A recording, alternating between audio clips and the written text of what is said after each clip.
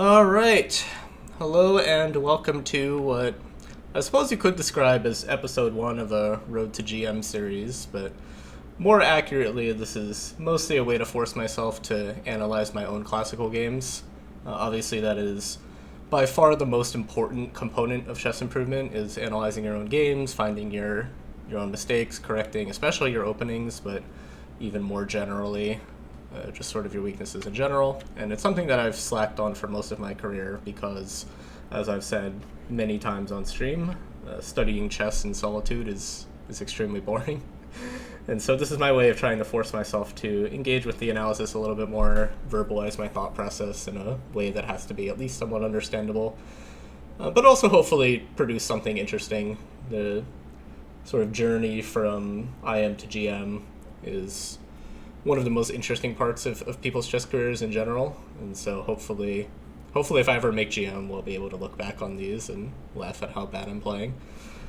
To that end, for 2025 at least, I'm going to be making some sort of video analysis for almost every classical game that I play. Maybe not every single one, if like there's quick draws out of the opening or something, but pretty much all of them will get at least a brief video recap, and we're going to be starting today with the BlitzFuel Invitational, a round-robin event local to me in New York that took place over the last week or so. Unfortunately, it didn't go super well. It didn't go like super terribly either. I think I maybe lose like 1 or 2 rating points, but nothing disastrous like the second half of 2024 has been. So it's a bit of a return to something resembling normalcy, although it was definitely a frustrating event because, as we'll see, I had a large number of very, very promising, arguably winning positions that I managed to not only not convert, but managed to even lose.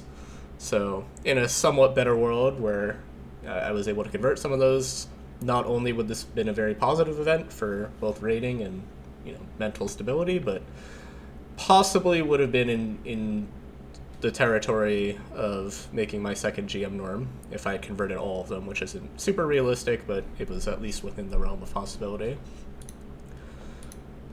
That was especially surprising because it started off very poorly, as we'll see in this game. In round 1, I played against a young international master, Evan Park, also seeking norms. He's had some pretty good results recently, traversed up the rating ladder quite quickly, so I was expecting a big fight, but he is still, one of the lower rated players in the field, so especially with the white pieces, this is a game that you're going to be trying to win. I wasn't really sure what to expect in the opening. I played the Roy Lopez. I had, of course, some things prepared for the main lines after Knight of 6. There's also been some various lines popular recently with like b5 and Knight a5 immediately. An immediate Bishop c5, there's d6 has been very popular as well. I kind of actually expected d6. I wasn't sure if he played it personally, but it's been a very popular move recently. But there's a wide variety of things that black can choose. And so nevertheless, already knowing the world of options, I was surprised anyway by this move f5 it's seen a little bit of popularity recently. I don't have much experience with it personally. It was played against me in a rapid game about a year ago, and I didn't know anything. It was the first time I'd ever seen the move. In that game, I reacted with d3, which is one of the reactions that you could do against a Schliemann if they play f5 without first playing a6, and d3 is a little more reasonable. And so in that rapid game, continued a6, bishop a4, f3, or f5, d3. Then I think we continued takes, knight f6. I think I played knight c3, bishop b4 was played. Something along these lines, and I eventually won the game, but not very I mean, I certainly didn't have any advantage out of the opening.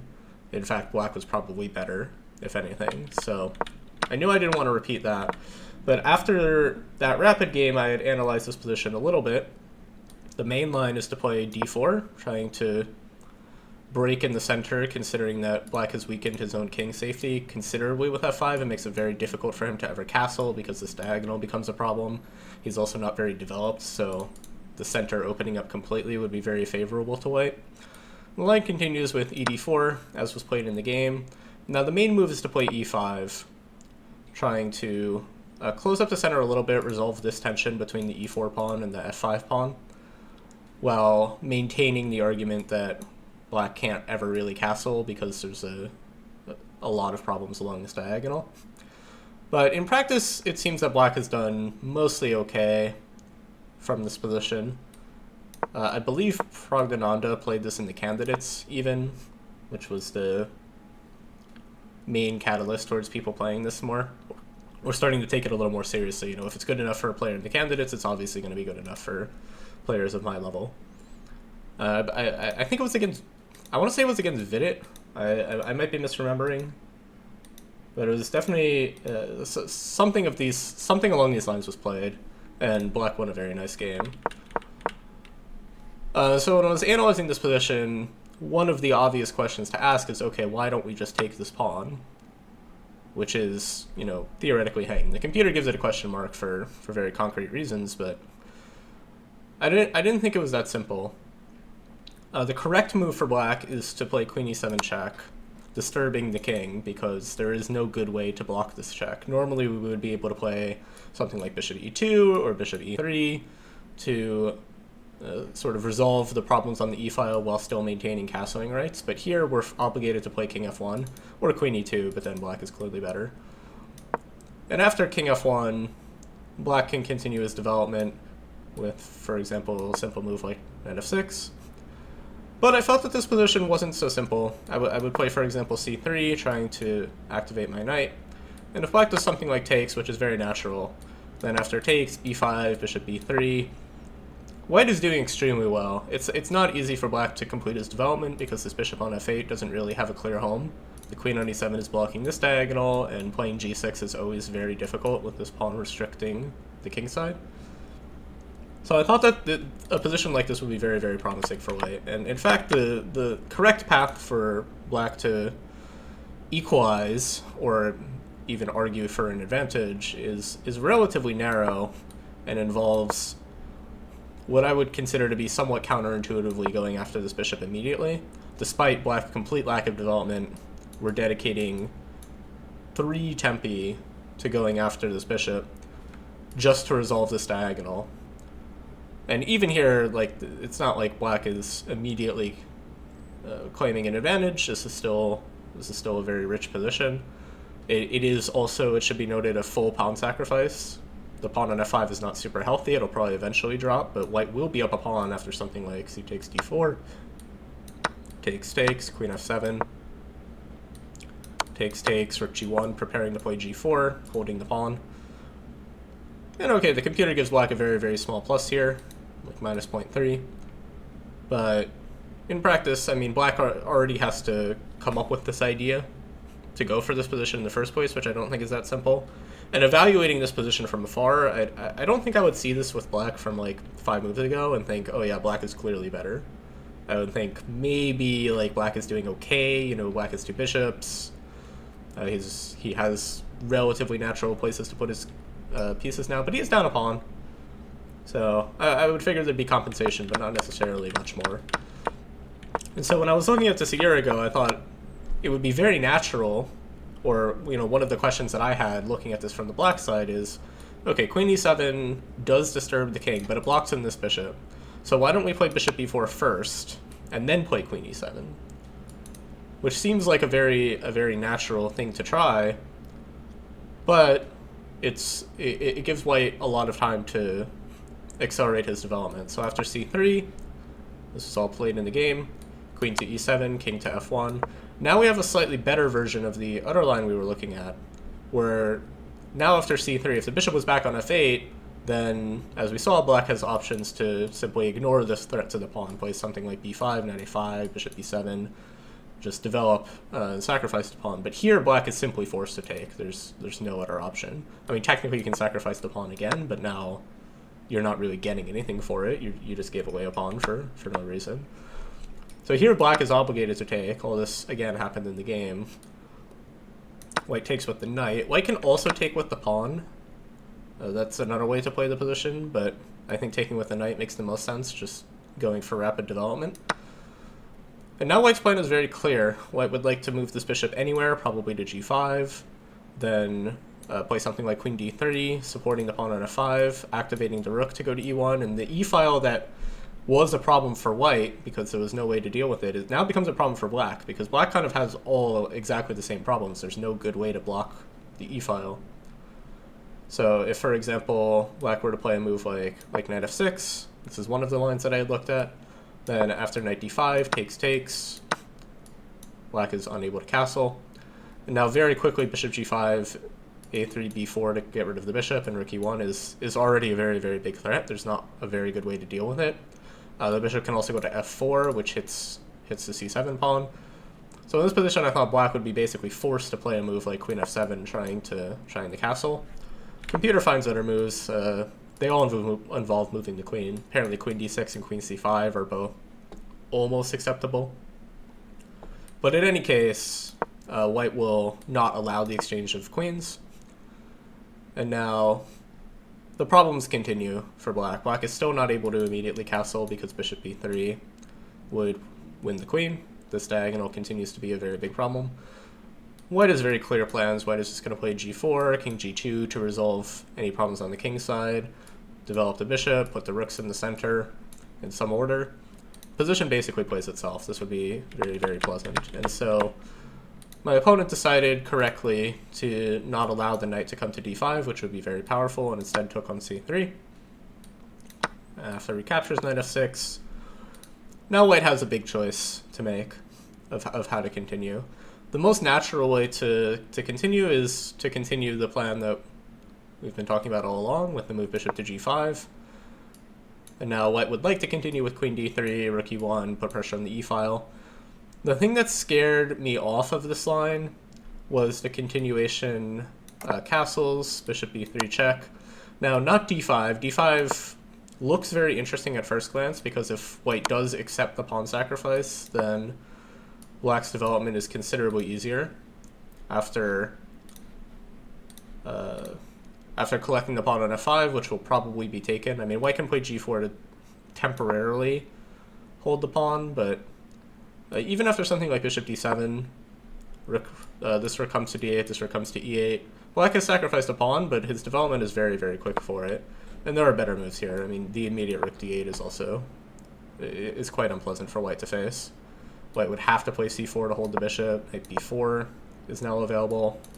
Black will recapture the pawn and probably not have too many problems. White might still have a slight advantage, but nothing too significant. But after d5, white would ignore the pawn and play g4, continuing with the plan of activating the king side. And there's still no good way for black to complete his development. So that much I understood, that d5 looks visually appealing but can't really be played. But after king h8, if white continues to plan with g4, I was pretty concerned about either b5 or b6. I wasn't really quite sure. I'm not sure it matters. King g2, bishop b7, and now there's a lot of pressure on this diagonal with, for example, knight e5 is a very big threat immediately that white needs to deal with. What I'd overlooked from afar is that white has a nice defensive resource in playing bishop to d5, either immediately or after the exchange on f6. Either one is okay. And because of the pin on the knight, this bishop is able to plant itself on the long diagonal very comfortably and blunt a lot of the pressure. White has still a pretty significant advantage here. Nothing super huge, it's probably like 0.5, 0.6 according to the computer, but white's play is very comfortable. White will now be able to continue with the plan of centralizing the rooks. The pawns on the king side are somewhat mobile. Black's king on h8 is not 100% safe.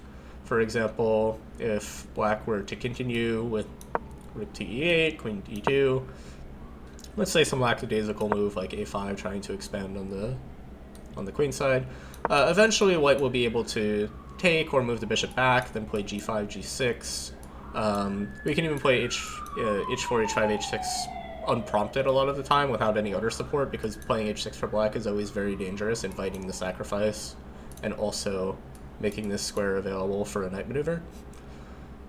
So there's a lot of very clear ideas.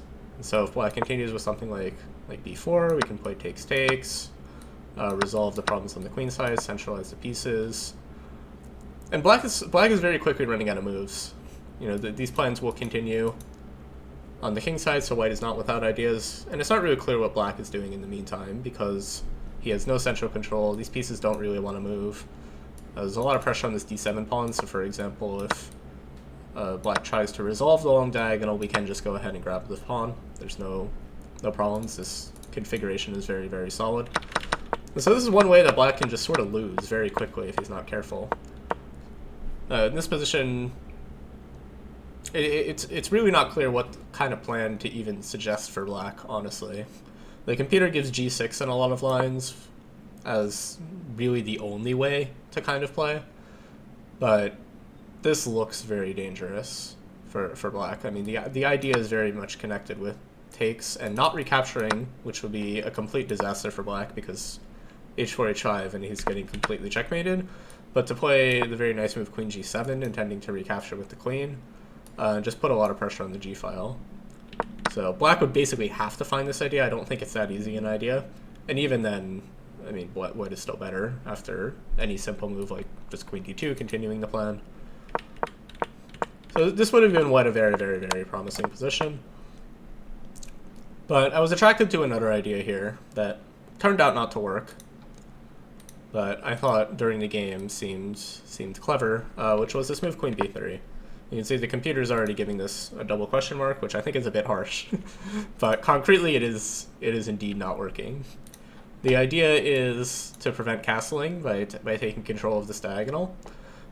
And the obvious downside is that this bishop it deprives the bishop of the b3 square, so the bishop is trapped, and so one's first instinct should be to at least analyze the move b5, which of course I saw, and I didn't play queen b3 and not see b5. But I had some evil intentions here of playing the move bishop to a3, putting a lot of pressure down these diagonals, and after black takes the bishop, simply to recapture, and argue that this queen doesn't really have a very good home.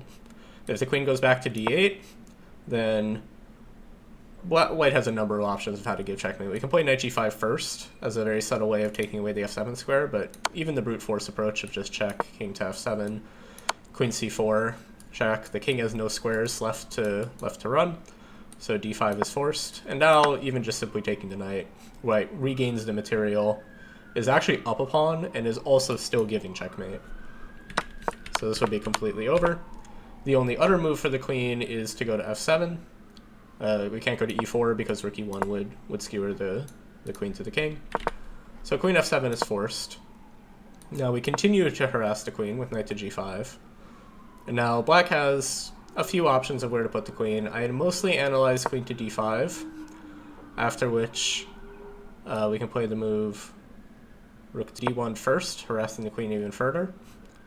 Now the idea is that if black, for example, continues to try to stay on this diagonal and keep the f7 square under control, the queen finds itself vulnerable to discovered attack.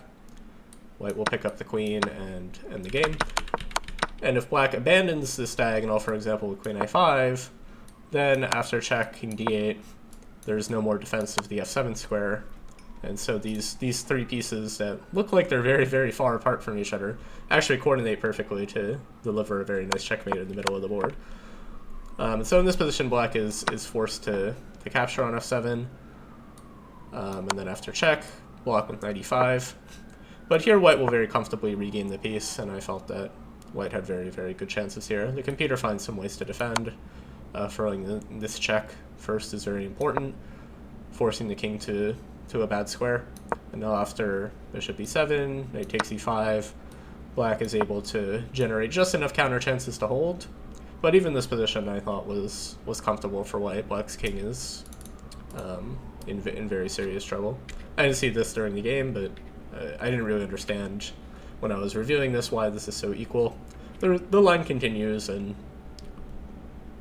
black eventually manages to wriggle out, but during the game I felt that after knight f3 I was just obtaining some kind of overwhelming position because I didn't see this idea, and if black plays something else with like king to f7, for example, then black is just getting steamrolled here with no development and a very, very unsafe king. Something like g4 even can be played, trying to dislodge all of the defensive pieces. So I thought that queen d5 was not working, and so black's only option was to go to queen to h5. And now after checks, king d8, I thought that white had two very promising continuations that both worked. In fact, neither of them work, but I thought both of them worked. The main one was this very nice move, queen to h4, deflecting the queen. Black, of course, cannot take because of the same checkmate that we saw earlier, with these three pieces coordinating very nicely. And I kind of stopped my calculation here because there is actually no way to defend the f7 square. Black can't play rook f8 because it's covered by the bishop. Black can't play knight e5 because it's covered by the rook. And there's nowhere to move the queen that still maintains the defense of the f7 square. So sort of whatever black plays, I had mainly looked at, for example, d6. White is going to trade queens, capture the rook, and the game continues because the knight is very common when it goes ahead and grabs this rook in the corner. The knight is trapped, but it's not that easy to collect. And after, for example, knight e5, even if white gives the exchange back and plays knight f7, this endgame is very, very comfortable for white, who will probably end up winning at least one pawn. And then black maybe holds because of the opposite color bishops, but has a long defensive task ahead of him. What I'd overlooked in this line is that black actually has the opportunity to counterattack with the very nice move rook e8, challenging the e-file, and now if I go ahead and take this queen to grab the f7 square, once again black can't take immediately because of the checkmate threat, but trading rooks comes with check, and then black can very comfortably trade queens because the e8 square has become available for the king to run to. So queen h4 is not working. The other idea that I had looked at was knight to e6 check, forcing black to take. And now after taking the knight, we're hitting the rook, so the rook is forced to move. If it goes to a7, then we have queen c5, giving a fork between the rook and the checkmate threat, which is clearly winning, so the rook is forced to go to b8. And now after fe6, I thought that white was completely winning because of the threat of e7. What I'd overlooked is that this queen, after its merry journey to h5, actually comes back to life and is able to force an exchange, after which everything has collapsed for white. White is just down a piece for no compensation. So this turned out to be a bit of a bluff. b5 does actually win, if black had found all of the defensive resources in these lines, but my opponent did not, which isn't terribly surprising. Honestly, I really wouldn't expect it to be b5 to be played all that frequently, especially because you just kind of trust your opponent a lot of the time when they sacrifice a piece in such an obvious fashion. Like, if you look at this from the black side and your opponent plays queen b3, like, you can assume they saw b5. They know that b5 is going to be played, and they have an idea in mind. Sometimes the idea doesn't work, as is the case in this game, but it's very natural to just sort of assume that b5 can't be very good. Especially, I think I took I took almost 15 minutes on this, so it wasn't like a snap reaction either. So my opponent played what I think was a practically very reasonable choice in knight a5, which basically forces an endgame after queen to b4. I thought that this would be very, very pleasant for white because after takes, which he played, and takes back, now we've corrected the pawn structure on the queen side, and we maintain the advantage of the two bishops. We also have a slightly faster development with the bishop going somewhere, probably the b2, and then the rook coming in very quickly. The problem for white is what to do with the king side. White would like to be able to get in g4 and king g2 still, but it's not so simple to do so without the queens on the board, because supporting g4 is not that easy. We would have to prepare it with something like h3 first. But black has the immediate question of where to put the knight, which is being attacked. My opponent chose c4, which I hadn't really considered during the game. Objectively, it's not the strongest, but I thought it made a lot of practical sense because it deprives the bishop of its best square on b2. And so it's not really clear how white should develop from here. I chose bishop f4, which is not the most accurate. My idea was to try to gain time by hitting the pawn on c7, but as we'll see in a minute, that turns out to be a bit of a paper tiger. Black can simply ignore that. The computer recommends the somewhat mysterious-looking move knight to d4. The idea behind it being that it vacates the f3 square for a pawn to go to, so that this can support the f3 g4 sort of configuration on the king side, which is much better than h3 g4 because it clears the path for the h-pawn to move forward, and is also just more solid because f3 also restricts the knight, takes away both squares from the knight. And so then d4 is very stable. It doesn't look like it is because it's not supported by any pawn or any piece, but there's not really any way for black to attack it, so it's reasonably well placed here. For example, the game might continue castles, bishop to b3, d5, f3. And white is a very, very comfortable plan. I mean, we're just going to play g4, expand probably on both sides of the board, but very, very comfortably. The bishop can go to f4 later. We'll move the king either to maybe to f2, maybe to g2, depending on circumstance, and the rooks come to the center. This is still a very, very comfortable position for white, which basically has to do bishops for nothing. But I did not see this idea at all. It's a very clever positional idea to sort of set up this configuration. And so instead I went for bishop f4, which my question mark is very harsh. I think bishop f4 is like maybe the third best move in the position. But my opponent played the simple move castles, just sacrificing this pawn for some activity, which I think makes a lot of sense. White pretty much has to take it, or there's no real hope of playing for an advantage. One of the other nice things about taking this pawn is that we are sort of brandishing the idea of bringing the bishop to d6 in some lines, because if, for example, black plays b5, bishop to b3, knight to d5, which is very similar to what we'll see in the game, now white has the option of playing the move bishop to d6. Black cannot take because of this sort of pin-fork combination, and this bishop on d6 can be very annoying. As we'll see, it isn't that annoying, but there's some ideas along these lines. So I felt that grabbing c7, in addition to getting the pawn, had some other side benefits as well. So my opponent played the move knight to d5 immediately without b5. White could play bishop b3 and sort of transpose back into the same line, but I felt there was no reason to rush with bishop b3. So I went ahead and just came back, which I thought made sense. And now my intention was that after rook takes f5, now we would play knight d4, harass this rook a little bit. And it's not really clear where we want to put it. For example, after rook f6, black does need to be careful about some ideas like bishop e5, with a very similar idea of exploiting this pin, and then trying to construct some sort of configuration that involves f4 to try and shore up the king side. But there are other ideas. Most likely black would go back to f7, just to sort of step out of the way of any of these ideas of being harassed by the dark square bishop. And we reach a position that is very equal.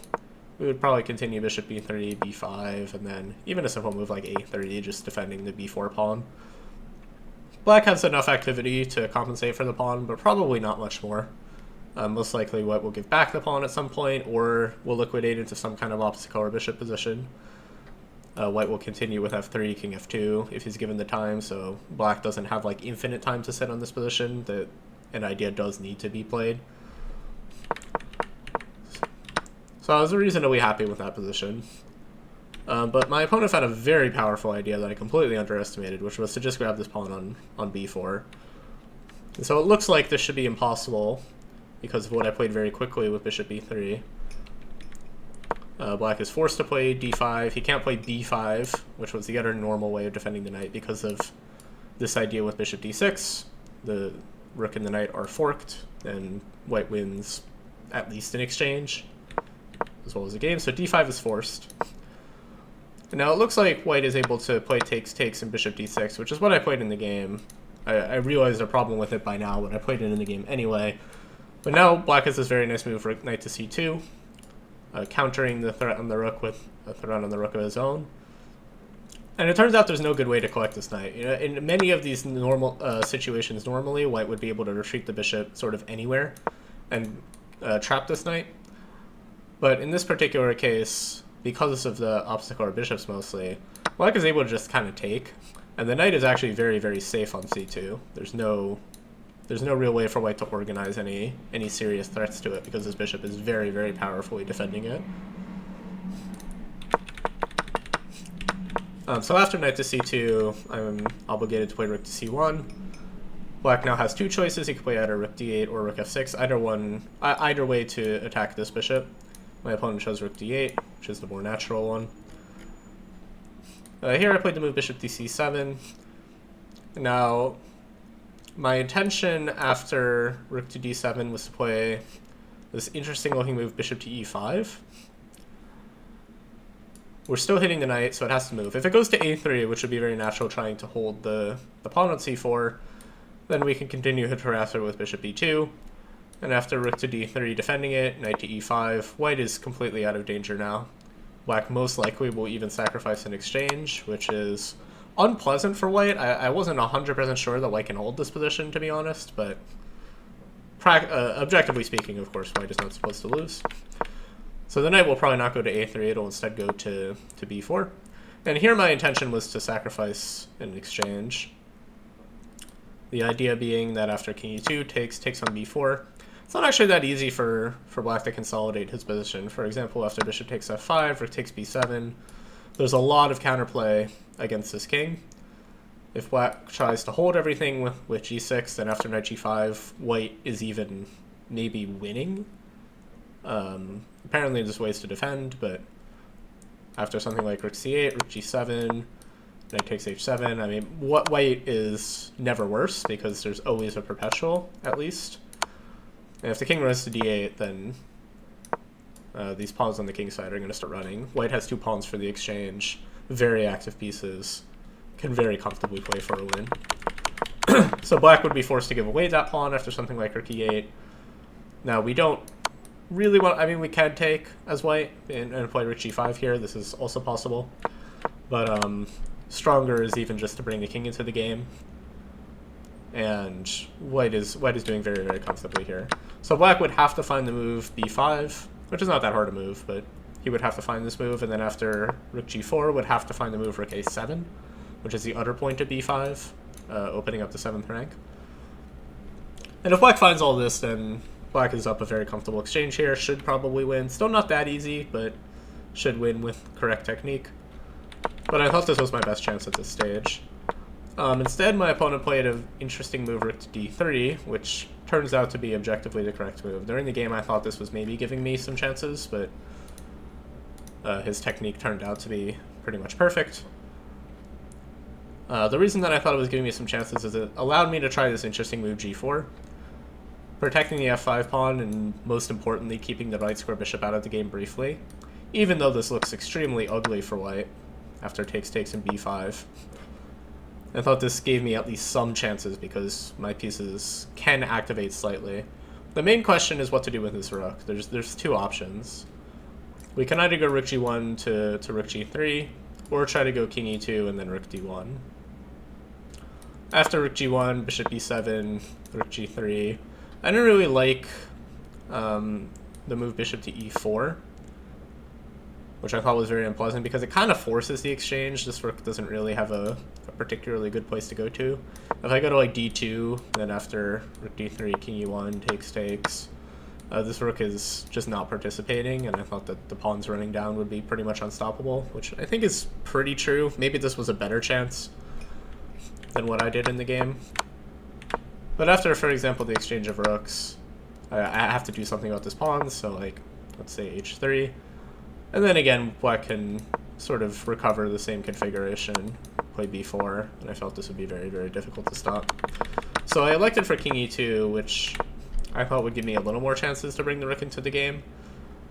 Turns out this makes black's job a little bit easier because of this very nice move that black found, h5. Sort of abandoning all hope of putting pressure on white's king, which was the main thing that I was concerned about. I was mainly concerned about if I get mated after a move like bishop to e4, for example, rook d2, bishop to d3. White has just enough room for the king to survive. Black, in fact, probably just has to go back and then find a different idea. Maybe rook to d3, maybe h5 here is still very powerful. But I was mainly concerned with that, and I didn't really think about the move h5, which turns out to be very, very, very strong, because now the kingside configuration just completely collapses, and white doesn't really have a lot to do. So I went for some kind of desperate counterplay, just trying to get rid of some pieces, even at the cost of two pawns. play the move bishop to c3 on the long diagonal, try to generate some chances against the king. But my opponent found a very nice solution here, starting with bishop to f3 check, putting the question this king. The king doesn't have particularly good squares to go to. If I go to d2, which would be the most natural, I think, trying to get out of all of the checks.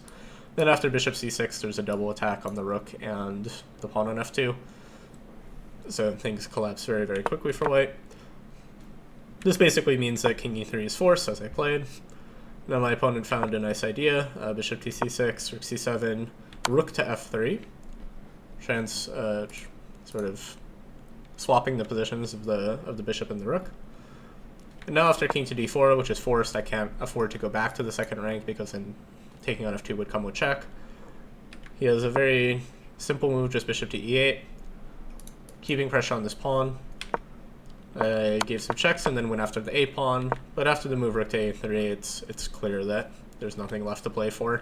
I have to go for this to trade the a pawns, and then bishop to b6 is the only way to free these pieces on the a file. But black can just simply mop up the king side now, and with two pawns it's not so clear in some opposite color bishop endgames. With 3 pawns it's very clear. Now even trading rooks is perfectly acceptable for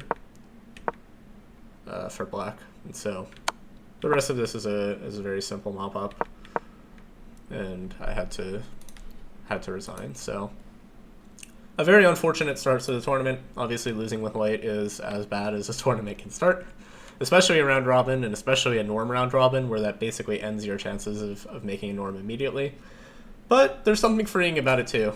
It does mean that, you know, since I'm not in contention for a GM norm, there's sort of 2 breakpoints that you think about whenever you go into these tournaments. Like, one is the obvious one of making the GM norm, which requires 6.5 points, which is a very, very high bar. It basically means that you have to win almost every game with white and not lose any of your games with black. Not the easiest thing to do when, you know, everybody else is in the same situation. You know, everybody else is saying, I'm going to win all my games with white, so you have to be the exception. But the second breakpoint that you think about is, okay, what do I need to score to at least gain rating or break even? And for me in this tournament, that would be, well, 4 points would have gained rating, 3.5 as I scored would lose a little, so the breakpoint was like 3.7 or something like that, maybe even 3.6. So there's something a little bit freeing about starting with 0 out of 1, because then you don't have to worry about the first breakpoint, like the hard breakpoint. Now it's easier, because now you get to think, okay, I just need to make 4 points. Like, now I don't need to win every game with white. I need to win like a couple games with white. Maybe I don't even need to win any games. Maybe I can draw every game from here. You know? So it's obviously a bad feeling to lose a game with white, especially after the year that I had in 2024, because at this point I was thinking like, okay, the wheels have completely come off. Like, I don't know if I can even play this game anymore. It's been a very, very long time since I've won a classical game against like a decently strong player. Like, maybe I just don't have it in me anymore. Maybe I'm going to go, you know, 1 out of 9 here and just ride off into the sunset forever. But silver lining, this was the first round. There was only 1 game today. I got to go home, get some rest, try to focus on day 2, even though most of my thoughts were just sort of beating myself up. And ideally come back for a stronger day, which, spoiler alert, we did come back with a stronger day, as we'll see in the next episode. So yeah, that was the first round of the BlitzFuel Invitational, first classical game of 2025 as well. I will be doing this, as I said at the beginning, for every classical game that I play in 2025. So let me know if this is interesting, or if it's just me yapping into the void, or if I should continue doing them, or if there's any adaptations that I should do, you know, more looking at variations, less looking at variations, more talking about openings, less talking about openings, whatever. Any feedback is useful, because this is literally the first thing of this form that I have done. And I will see you all for the next video, which will be, as you might have guessed, round 2 of this tournament. See you next time.